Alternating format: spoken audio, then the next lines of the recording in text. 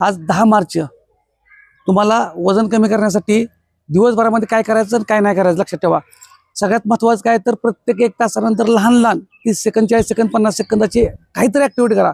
उठा, उभा राहा, थोडंसं जंप करा, 50 पावलं चाला, काही ना काही तर दर 1 तासानंतर ॲक्टिव्हिटी करा की जेणेकरून तुमची फॅट एका ठिकाणी स्टोअर होणार नाही, कॅलरीज बर्न व्हायला चालू होतील ॲक्टिव्हिटीमुळं. आणि दिवसभरामध्ये पाणी अंदाजे 3 ते 6.5 लिटर पाणी प्या. जेवणात प्रत्येक जेवणात प्रोटीनयुक्त आणि फायबरयुक्त घ्या. प्रोटीनयुक्त म्हणजे काय, भात भाकरी चपाती बरोबर घ्यायचं, त्याच्याबरोबर फक्त प्रोटीनयुक्त भाजी आमटी जी काय असेल ते. शाकाहारी असाल तर सर्व प्रकारची कडधान्य, सर्व प्रकारच्या डाळी, कमी मसाला कमी तेलकट. आणि चांगला रिझल्ट पाहिजे असेल तर कोबीची भाजी किंवा दुधी भोपळ्याची भाजी भाकरी हे खाऊ शकताय. ताक घेऊ शकताय. सॅलड 100% पाहिजे, काकडी टोमॅटो बीट गाजर फायबर. आणि ह्याच्यामध्ये कमी कॅलरीज असतात. दुसरी गोष्ट म्हणजे तुम्हाला बाहेरचं खाणं टाळायचं आहे, बेकरीचं वगैरे जे. आणि जर खाल्लं तर तेवढं पचवण्याची कॅलरीज बर्न करायची ताकद ठेवा. म्हणजे जास्त चांगला व्यायाम जे करताय त्यांना काही ह्याचा फरक पडत नाही, कारण तेवढ्या कॅलरीज सुद्धा आपल्या बर्न होत असतात.